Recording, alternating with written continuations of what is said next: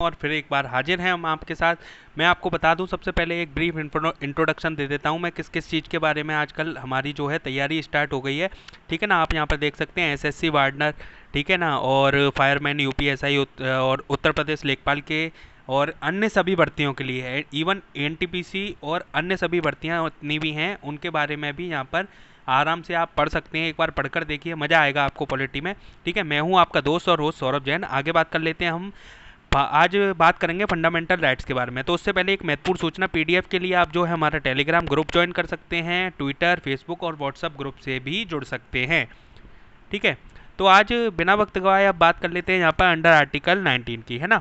Under article 19 क्या कहता है, ठीक है ना। इससे पहले मैंने किस किस चीज़ के बारे में जानकारी दी थी, ठीक है ना। 18 तक, 12 से लेकर 18 तक के आर्टिकल्स के बारे में जानकारी दी थी। बताइए क्या क्या किस किस के बारे में। 12वां जो था डेफिनेशन था, 17वां जो था अनटचेबिलिटी था, ठीक है ना। अंडर आर्टिकल 14 क्या था, अंडर आर्टिकल 14 और 15 भेदभाव ना हो उन चीज़ों को लेकर था। लिंग, जाति, है ना, नस्ल इत्यादि के आधार पर 5 तरीके की चीज़ें थी उसमें। ठीक है, और 14वां जो था किसके, इक्वलिटी बिफोर लॉ। ठीक है ना, 17 जो है अनटचेबिलिटी। ठीक है, तो इस तरीके से जो है हमने 18 तक आर्टिकल देख लिए थे। अब आज बात करने वाले हैं अंडर आर्टिकल 19 की। तो इसमें क्या है, देखिए इसमें क्या है, अभिव्यक्ति, अभिव्यक्ति की स्वतंत्रता के संदर्भ में। ठीक है ना, अभिव्यक्ति की स्वतंत्रता की बात करते हैं तो क्या होता है, देखिए कि चुनाव के समय में ना, चुनाव का जब समय आता है तो कोई कुछ भी बोलता है। ठीक है ना, कई लोग कुछ भी बोल देते हैं और कई लोग क्या है, उल्टी सीधी बातें जिनका कोई तोड़ मरोड़ कुछ भी नहीं होता है, हाथ ना पाँव जिसका होता है वो तरीके की बातें करने लगते हैं और कई लोग डरते हैं। ठीक है ना, तो एक्चुअल में इसका मतलब क्या है वो बताने के लिए, ठीक है ना, तो वो बताता हूँ मैं। वो एक्चुअल में इसका मतलब क्या है कि अपने मन की बातों को दर्शाना और व्यक्त करना, है ना। किसी तरीके से अपने मन में अगर कोई बात है तो उसको व्यक्त करने का। लेकिन इसका मतलब ये नहीं कि आप कुछ भी कर दें व्यक्त करने के बहाने, आप मतलब किसी को ठेस पहुंचा दें। किसी भी तरीके से अगर ठेस पहुंची किसी को तो देखते हैं आपकी मान आदमी तक का मुकदमा कर देता है आदमी, है ना। तो अभिव्यक्ति की आज़ादी तो एक तौर पे बात कर लूँ एक उदाहरण की, तो केजरीवाल जी ने दिल्ली में क्या किया था, अरविंद केजरीवाल जी ने तमाम जो है, केजरीवाल की बात कर रहे हैं दिल्ली के सीएम की, इन्होंने क्या किया था, कई लोगों पे ऐसे ही आरोप, बेबुनियाद आरोप लगा दिए थे। ठीक है, अरुण जेटली जी पे आरोप लगा दिया, इधर आरोप लगा दिया, तो उन्होंने क्या कर दिया, इनके खिलाफ मानहानि का दावा कर दिया था उस समय पर।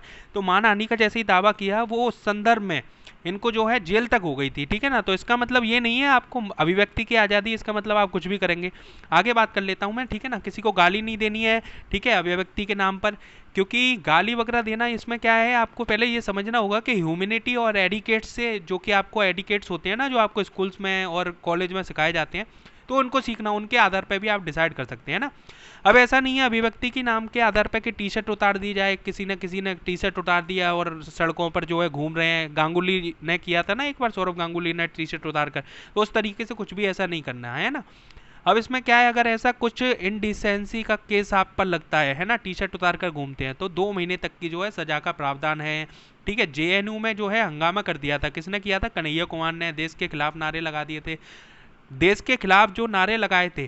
ठीक है ना, तो उसमें वीडियो में ऐसा कुछ भी पाया नहीं गया था बाद में, तो इसलिए अभिव्यक्ति की आज़ादी थी उन्हें, लेकिन ऐसा कुछ पाया नहीं गया, तो जो है निर्दोष साबित हुए बाद में। ठीक है ना, किसी और 2-4 लड़कों ने जो है कर दिए थे, है ना। तो अब जैसे क्या है, बाबा रामदेव की बात कर लें इसी में उदाहरण के तौर पर। बाबा रामदेव को एक बार जो है पुलिस ने बिना किसी उसके, है ना, और उठा लिया था, तो शांति से देखिए उसमें क्या कर रहे थे बाबा रामदेव, अपना आराम से जो है, आगे इसमें बात करेंगे अंडर आर्टिकल 19 में ही। ठीक है ना, तो अब ये देखिए, सभी नागरिकों को अधिकार होगा। ठीक है, सभी नागरिकों को क्या क्या अधिकार होंगे, एक तो भाषण और अभिव्यक्ति की आज़ादी और स्वतंत्रता का अधिकार होगा। ठीक है, तो freedom of speech and expression, कुछ भी आप बोल सकते हैं, अपने जो चीज़ें हैं आपको उसको दर्शा सकते हैं। ठीक है ना, और कहीं भी असेंबल हो सकते हैं विदाउट आर्म्स। ठीक है, अब जैसे क्या होता है कि कहीं भी आप जहाँ भी चाहें वहाँ असेंबल हो सकते हैं, कोई किसी को परेशानी नहीं है, किसी को कोई आपत्ति नहीं है। पुलिस वाले कभी कभी क्या करते हैं, आपको आसपास जैसे ही देख लेते हैं तो असेंबल जहाँ पर होते हैं तो वहाँ से भगा देते हैं। तो उनको क्या है, एक मानसिकता हो जाती है कि यहाँ पर जैसे ही लोग इकट्ठे होंगे तो हो सकता है कि लड़ाई बड़ाई ना हो जाए या कुछ ना हो जाए, इसलिए हटा देते हैं आपको वहाँ से। बाकी उनके पास ऐसा कोई भी राइट नहीं है जिसके तहत वो हटा सकें। ठीक है ना, कल को अगर बेबुनियाद तरीके से आपको अकेले हो या कोई हो, तो इस तरीके से 1 या 2 लोग हैं, ठीक है ना, तो इस तरीके से पुलिस जो है शक के आधार पर आपको हटा सकता है। बाकी ऐसा कोई भी राइट नहीं है पुलिस के पास भी कि जिसके आधार पर आपको वहाँ से हटा सकता है। ठीक है, तो आगे बात कर लेते हैं हम इसके बारे में और, ठीक है ना, आगे बात कर लेते हैं किस चीज़ के बारे में। कि देखिए जैसे क्या है, ये भाषण और अभिव्यक्ति की बात कर ली है हमने, स्वतंत्रता की आज़ादी। अब क्या है, आप असेंबल हो सकते हैं किसी के भी साथ, ठीक है ना। यहाँ पर क्या है, आप असेंबल हो सकते हैं, ठीक है ना, असेंबल पीसफुली और विदाउट आर्म्स, किसी भी जो है आप इकट्ठा हो सकते हैं विदाउट आर्म्स, ठीक है ना। तो उसमें क्या है, आप परमिशन ले लीजिए हाई अथॉरिटी से वहाँ से, ठीक है। धरना प्रदर्शन पे अभी इंडिया गेट के सामने प्रियंका गांधी जी बैठ गई थी ना, ठीक उसी प्रकार से कहीं भी आप जो है अपने शांति से धरना दे सकते हैं, ठीक है। स्वाति मालीवाल ने दिल्ली में अभी धरना दिया था, ठीक है ना, जब एक महिला के साथ दुष्कृत्य हुआ था हैदराबाद में, तो उसके बाद जो है धरने पर बैठ गई थी। तो वो इसी आर्टिकल के आधार पर आप भी जो है आराम से अपना बैठ सकते हैं ना। भाषण और अभिव्यक्ति की आज़ादी के साथ आपको जो है असेंबल होने का भी अधिकार है। आगे बात कर लेते हैं हम संघ और यूनियन के बनाने का अधिकार। कोई भी संघ बनाया जा सकता है, ठीक है ना। जैसे क्या है कि आरएसएस का नाम सुना होगा आपने, वो एक तरीके का जो है संघ है ना, संघ है। और यूनियन आप देखिए, यूनियन किसी भी तरीके कपड़ा व्यापारी अपने कपड़े की बात कर लेते हैं, ठीक है ना, यूनियन बना लेते हैं ना। जो मजदूर लोग होते हैं वो यूनियन बना लेते हैं अपनी, ठीक है। और जो ऑटो चलाने वाले होते हैं उनकी एक अलग यूनियन होती है। तो इस तरीके से जो जितने भी लोग हैं एक ही व्यवसाय से संबंधित करके, तो मार्केट वाले आजकल जो है सरकारों ने जो है मार्केट वालों पर छोड़ दिया है कि मार्केट यूनियन तय करे, ठीक है ना, मार्केट एसोसिएशन तय करे कि क्या खुलनी है या क्या नहीं खुलना। तो इस तरीके से जो है यूनियन बनाने तक का अधिकार है आपको, है ना। और पूरे भारत में स्वतंत्र रूप से विचरण करने का अधिकार, पूरे भारत में विचरण करने का अधिकार है। एक इसमें डिस्प्यूट जो है वो मैं आपको बता देता हूँ। जैसे क्या है, आपको जो है जैसे स्वतंत्रता की आज़ादी है, उससे क्या है कि आप आराम से घूम सकते हैं, लेकिन क्या है आपको ऑनलाइन परमिट लेना पड़ता है। किस किस जगह के लिए, अरुणाचल प्रदेश हो गया, ठीक है, और खारतुंकला पास हो गया, तो इन जगहों के लिए जो आपको परमिट लेने की आवश्यकता होती है। अब जो है पुलिस वाले भी आपको हटा नहीं सकते, वो मैं आपको पहले ही बता चुका हूँ, ठीक है। 100 में से जो है 10 केस जो है हमेशा क्या होता है, जैसे आपके फंडामेंटल राइट का हनन वगैरह हो जाता है ना कभी कभी, तो आपको पता नहीं पड़ेगा जब तक आप पढ़ेंगे नहीं। तो उस स्थिति में क्या है, 100 में से जो है तकरीबन 10 लोग जो है प्रूफ नहीं हो पाते हैं। अब जैसे क्या होता है, जैसे यहाँ पर देखिए अभिव्यक्ति और स्वतंत्रता की आज़ादी की बात कर रहे थे, तो इसी के आधार पर मैं बता रहा हूँ कि सुप्रीम कोर्ट ने क्या है, जैसे एक व्यक्ति थे नवीन जिंदल, ठीक है ना, तो उन्होंने कहा यार ये तो मेरा फंडामेंटल राइट है। क्या फंडामेंटल राइट है कि झंडे को, अपने जो अभिव्यक्ति की आज़ादी है और स्वतंत्रता की आज़ादी है, किस आधार पर, कि झंडा फहराने को लेकर, है ना। तो उन्होंने जो है झंडा फहराने को लेकर अपनी ये चीज़ बताई, उन्होंने सुप्रीम कोर्ट में केस लगाया। तो सुप्रीम कोर्ट ने भी कहा कि हाँ आप झंडा फहरा सकते हैं, लेकिन किस आधार पर फहरा सकते हैं, क्यों फहरा सकते हैं, उसके भी कुछ जो है पैरामीटर तय किए गए। जैसे कि शाम को 5 बजे तकरीबन जो उतार लिया जाता है और बखूबी उसको जो है तरीके से रखा जाना चाहिए, तो इस तरीके से, है ना। तो अगर एफआर यानी कि फंडामेंटल राइट का आपका हनन होता है, तो उससे रिलेटेड चीज में आप उस केस में, उस एवज में आप जो है डायरेक्ट सुप्रीम कोर्ट भी जा सकते हैं, हाई कोर्ट नहीं सुप्रीम कोर्ट भी जा सकते हैं, ठीक है ना। हाई कोर्ट भी जा सकते हैं, सुप्रीम कोर्ट जा सकते हैं, मतलब सुप्रीम कोर्ट में डायरेक्ट आप अपील कर सकते हैं, ठीक है, फंडामेंटल राइट का अगर हनन होता है तो। आगे बात कर लेते हैं हम संघ की और यूनियन बनाने का अधिकार, जो आप देख चुके हैं, ठीक है ना।